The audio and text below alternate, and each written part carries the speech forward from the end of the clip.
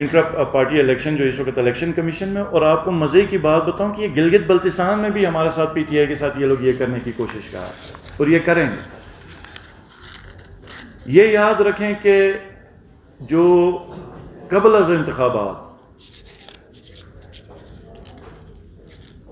یہ آپ کو یاد ہوگا کہ امجد صاحب اور حفیظ صاحب کا موقف تھا لاسٹ ایئر جب میں چیف منسٹر تھا کہ جی ہمارے وفاق کے ساتھ الیکشن ہونے چاہیے۔ اب تو ان کی حکومت بنی تو انہوں نے کیوں نہیں کرائی؟ اور آپ کو پتہ بڑے دلائل دے رہے تھے، یہ بڑے فلسفے بیان ہو رہے تھے کہ جیسے وہ گلگت بلتستان کے ساتھ بڑی زیادتی ہو رہی ہے تو یہ الیکشن کرائے جائیں وفاق کے ساتھ۔ ان کی حکومت آئی، پی پی بھی بیٹھی تھی، پی ایم ایل این بھی بیٹھی تھی، کیوں نہیں کیا؟ ہمارا کوئی اعتراض نہیں ہے، ٹائم پورا کرتے نہیں کرتے، کیونکہ ہمارے حساب سے تو یہ حکومت ہی نہیں ہے، یہ شرم کا ایک ٹیکہ ہے جو ہمارے مقدر میں یہ آ چکے ہیں، یہ اس وقت کی جو حکومت ہے، کیونکہ انہوں نے اسمبلی کی بھی توہین کی، حکومت کی بھی توہین کی، عوامی نمائندگی کی بھی انہوں نے توہین کی۔ تو قبل از وقت الیکشنز مجھے پتہ ہے ان کا پورا پلان بن چکا ہے، اور یہ امجد نہیں بول رہا، یہ یاد رکھیں۔ ایک تو یہ امجد جب بھی بولے گا آپ نے یاد رکھنا یہ پیچھے کوئی اور بول رہا ہے، یہ ایکچوئل کوئی اور بات کر رہا ہے، وہ ہمیں پتہ ہے کون بول رہا ہے اور کیا پلاننگ ہے، اور ہم بالکل تیار ہیں۔ یہ ہماری طرف سے کل الیکشن کرائیں، ہم تیار ہیں۔ استور کا ضمنی الیکشن ان کو یاد ہوگا۔ اور اس دفعہ آپ کو ایک اور مزے کی بات بتاؤں گا کہ اس دفعہ ہمارے حلقوں کا فیصلہ ہمارے ورکرز کریں گے، ہماری عوام کرے گی۔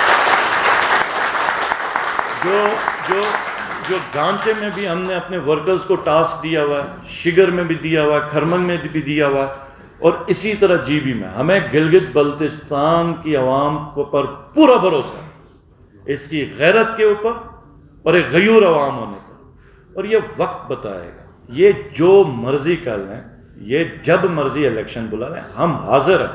یہ دن کو کرتے ہیں دن کو کریں، یہ رات کو کرتے ہیں یا رات کو کریں۔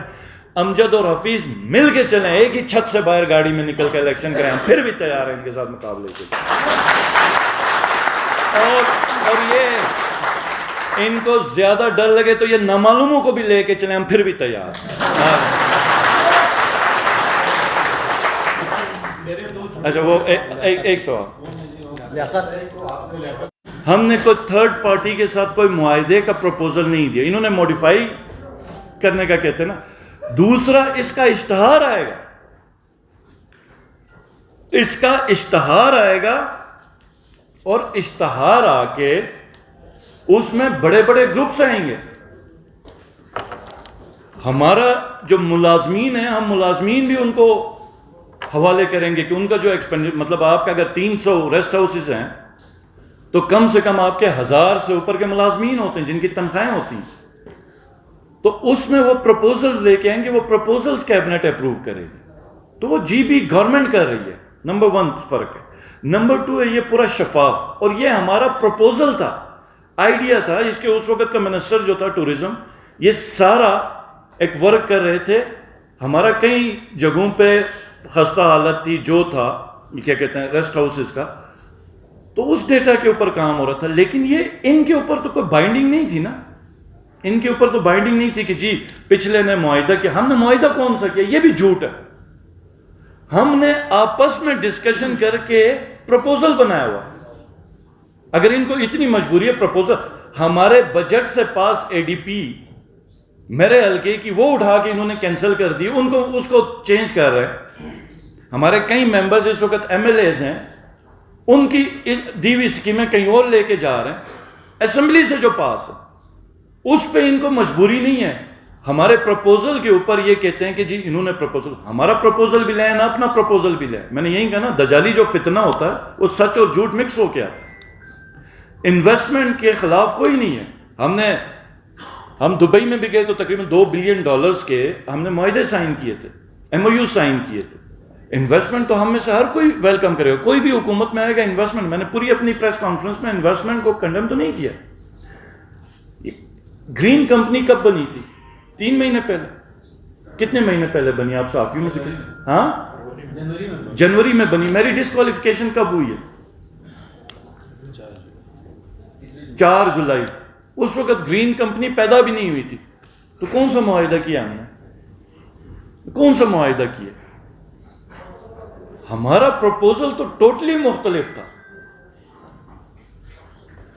اگر ہمیں دوبارہ موقع ملے ہم ادھر 5 اسٹار اسکی ریزورٹ جو فرانس میں ہے, جو اٹلی میں ہے, اس کی اس وقت بھی میں کوشش کرتا ہوں. اور ایک آدھ میرے خیال میں کہیں پر شاید ہلٹن ہوٹل بھی ابھی آ جائے, ان کے ساتھ اس وقت ہماری بڑی تھی اور وہ موٹیویٹ ہو کے آ رہے تھے. تو انویسٹمنٹ ڈفرینٹ ہے.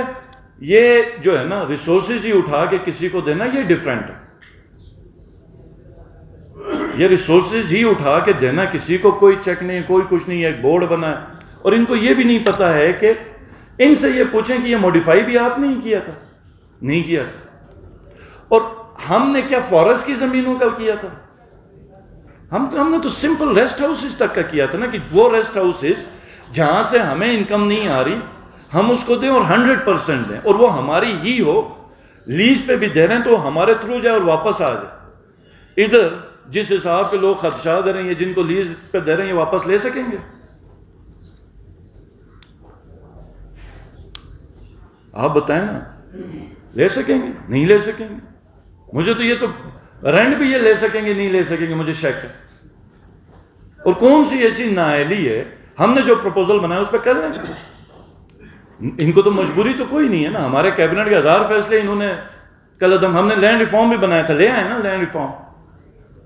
لینڈ ریفارم جس میں تمام ایگریکلچر لینڈ ہم لوگوں کو دے رہے تھے, جس میں سیٹل انسیٹل ایریاز کے تمام نمائندگان بیٹھے تھے, تمام نمائندگان, جس میں غزر کے سارے ایم ایل ایز تھے, جس میں نگر کے تھے, جس میں ہنزہ کے تھے, جس میں دیمر کے تھے. حالانکہ یہ انسیٹل ہے نا, یہاں پہ کوئی بھی لینڈ ریونیو کے لیے راضی نہیں تھا. ایسا بہترین لا ہم نے بنایا تھا, اس میں وہ بھی راضی تھے, بلتستان والے, استور والے, گلگت والے, یہ سیٹل ضلعوں کے بھی یہ سارے راضی تھے, جس پہ ہم کلی اختیار لوگوں کو دے رہے تھے زمینوں کا.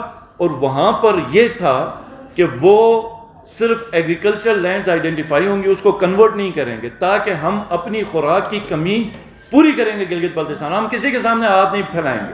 ہماری 20 لاکھ کنال سے اوپر کی آئیڈینٹیفائی ہوئی تھی, نشاندہی ہوئی تھی, جس کے اوپر ہم زرعی ایکٹیویٹیز کر سکتے ہیں. 20 لاکھ مطلب ہے کہ ہم 60 لاکھ بوریاں ہم پیدا کر سکتے ہیں. 60 لاکھ بوریاں ہم پیدا کر سکتے ہیں, تو کیوں ہم 16 لاکھ بوریوں کے لیے درپدر ہو رہے ہیں؟ ہم نے تو بہت کچھ پروپوزلز بنائے تھے. ہم نے اس گندم کے اوپر, ہم نے تو وفاق کو کہا تھا کہ آپ ہمیں 5 سال کے لیے آپ ہمیں سپورٹ کریں, 5 ارب روپے دیں. میرے لوگ جو ہے نا وہ ایگریکلچر میں ہی ہم اتنا خود کفیل ہوں گے, ہم تمہیں گندم دے دیں گے. ہم نے تو بڑے پروپوزلز بنائے تھے, ان کی تو یہ کوئی بات نہیں کر رہے. ہم نے لوکل گورنمنٹ بنایا تھا, جس میں ایک گاؤں کی جو لوکل گورنمنٹ ہوگی, تمام ریسورسز لوکل گورنمنٹ کے پاس ہوں گے. وہ پروونشل گورنمنٹ کے بہاف پہ لوکل گورنمنٹ ادھر فیصلے کرے گی, پرائیویٹ سیکٹر بڑھائے گی. ایٹ لیسٹ فیصلے کا اختیار تو ان کے پاس ہوگا. ہم نے تو بہت کچھ کیا ہوا تھا, اور یہ بھی ہم نے بہت شفاف کیا تھا.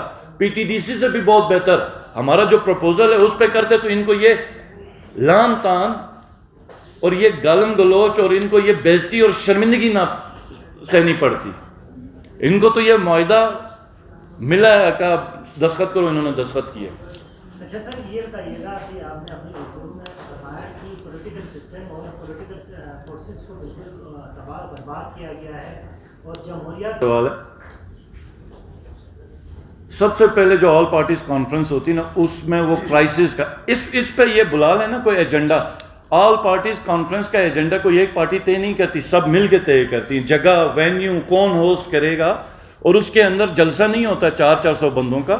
اس میں صرف آل پارٹیز کانفرنس کے جو چیدہ نمائندگان پارٹی کے 15-20 ہیں یا 12-15 جو پارٹیاں ان کے نمائندگان آتے ہیں, اور ایک عوامی یا قومی اہم ایشو کے اوپر اتفاق رائے قائم کیا کوشش ہوتی ہے.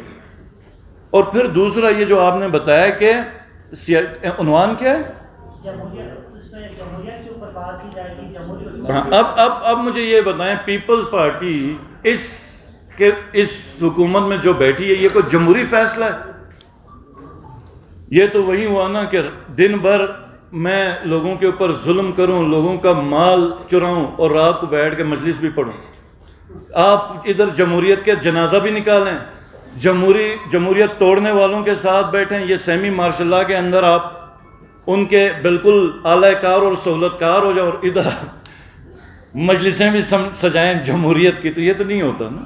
یہ اتنی ہم ان کو لبرٹی نہیں دیں گے. سر آپ نے پولیٹیکل سسٹم کی بات کی، یقیناً سیاسی استحکام تو نظریاتی ورکرز کے ذریعے آتا ہے. آپ نہیں سمجھتے کہ پچھلے الیکشن میں ایک جدید دستان کے تناظر میں کہہ رہا ہوں کہ کچھ غلطیاں آپ کی جماعت نے کی تھی، یہی وجہ ہے کہ ڈسکوالیفیکیشن جب آپ کی ہوئی تو پارٹی کا شیرازہ بکھر گیا، چن کے آپ الیکٹیبلز کو لے کر آئے. جب وہ الیکٹیبلز ہار گئے، پہلے تو یہ کہ وہ لوگ بھی نظریات نہیں تھے آپ کی جماعت کے، جب وہ ہار گئے تو آپ نے پولیٹیکل انجینئرنگ کی. اور جب وہ پولیٹیکل انجینئرنگ کی جو لوگ آئے تھے آزاد آئے تھے، وہ لوگ آپ کی ڈسکوالیفیکیشن کی بات بالکل ہٹ گئے. تو ایسے میں آپ نہیں سمجھتے کہ جس سسٹم کو مضبوط کرنے کی بات کر رہے ہیں آپ نے وہی روایتی طرز سیاست کو اب میری بات سنیں. دیکھیں، مینڈیٹ عوام کا ہے، عوام کی مرضی ہے جس کو چنے. پولیٹیکل پارٹیز نے اپنا ٹکٹ دینا. نظریاتی جو ورکر ہوتا ہے، عہدہ پارٹی آرگنائزیشن پوری اس کے کندھوں پہ کھڑی ہوتی ہے. ٹکٹ ہر پارٹی کی خواہش اور کوشش ہوتی ہے کہ ان کا اگر نظریاتی ورکر جیتنے کی پوزیشن میں تو کوئی پارٹی کہیں اور نہیں جاتی. لیکن اگر ورکرز میں یہ گنجائش نہ ہو تو پھر مشاورت کے ساتھ کوئی ایسا کینڈیڈیٹ چنا جاتا ہے جو مقابلے کے اہل ہوتا ہے. اب یہ یاد رکھیں کہ گلگت بلتستان کے جہاں پہ ووٹر بہت کم ہو نا، وہاں پر برادریاں بڑی میٹر کرتی ہیں اور اپنا بینک ووٹ بڑا میٹر کرتا ہے. کیونکہ اگر آپ 4000 ووٹ پہ آپ جیت رہے ہیں اور 2-2,500 آپ کا اپنا ہے، 1,500-2,000 پارٹی کا ہو جاتا تو آپ کا الیکشن نکل جاتا ہے. تو آپ ہمیشہ دیکھیں بلدیاتی الیکشن میں پارٹی ٹکٹ یہ پہلا ٹائم ہے کہ جس میں بلدیاتی الیکشن تک پی ٹی آئی پینیٹریٹ کر گئی ہے. ورنہ کبھی بھی بلدیاتی الیکشنز کے اندر ٹکٹ اتنا میٹر نہیں کرتا. ٹکٹ ایم پی اور ایم این اے میں میٹر کرتا ہے، کیونکہ وہاں پہ جو لوگ ہوتے ہیں وہ اتنے کم ووٹ ہوتے ہیں کہ وہ اپنے ہی مطلب اتنے انٹر لنکڈ ہوتے ہیں، کنیکٹڈ ہوتے ہیں کہ وہ اپنی پسند ناپسند اور اپنے پریفرنسز کے اوپر ووٹ کرتے ہیں. تو جن لوگوں نے الیکشن جیتا، ہماری پارٹی نے جس کو مناسب سمجھا، ہم لوگوں نے الیکشن جیتا، دیا وہ ٹکٹ دیا، ہم 10 سیٹیں جیتے. آپ ہمیں اس وقت کہیں کہ ہم نے اگر جو 14 تھے ان سب کے بھی فارم 45 ریجیکٹ کر کے فارم 47 اگر ایشو کیے تو آپ ہمیں کہتے ہیں کہ آپ نے اس سسٹم کو خراب کیا. نہیں کیا. 6 آزاد جیتے تھے. وہ 6 آزاد کے پیچھے پیپلز پارٹی بھی تھی، پی ایم ایل این بھی تھی، پی ٹی آئی بھی تھی. ٹھیک ہے نا. اب ہمارے پاس وہ کیوں ہے؟ ہمارے پاس اس لیے ہے کہ ہماری 10 کی فگر تھی، کسی کے 3 تھے، کسی کے 4 تھے. ہمارے 10 کی فگر تھی، کسی کے 2 تھے اور کسی کے 3 تھے. یہ تو ابھی جو 3 اور 4 ہیں ان کا ریزرو سیٹس اور ٹیکنوکریٹس ملا کے 3 اور 4 ہوئے نا، سیٹیں تو 2 ہی ہیں. تو آپ یہ جو 6 بندے ہیں اگر یہ مل کے بھی کسی ایک پارٹی میں جاتے تو ان کی حکومت بننی تھی؟ نہیں بننی تھی. تو ان کے پاس بھی جو واحد، اور ہمارے پاس تو ویسے ہی 2-3 بندے آلریڈی جو ہی الیکشن ہو گیا ان کا رابطہ تھا، تو جو باقی جو بیٹھے ہوئے تھے ان کے پاس تو کوئی اور آپشن نہیں تھی. تو یہاں پر کسی کو اغوا نہیں کیا گیا.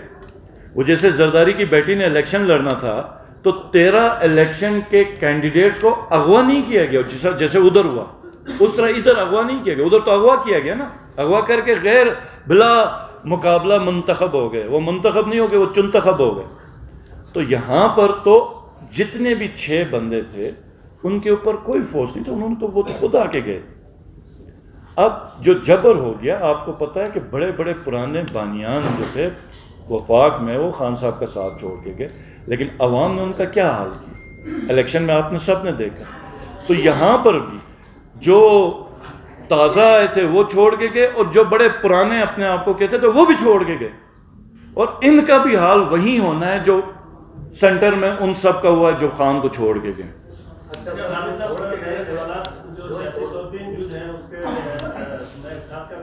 یہ بتائیں گے کہ اس وقت گلگت بلتستان کی موجودہ اسمبلی ہے، اس میں آپ کی پارٹی سے وابستہ ممبران کی تعداد کتنی ہے؟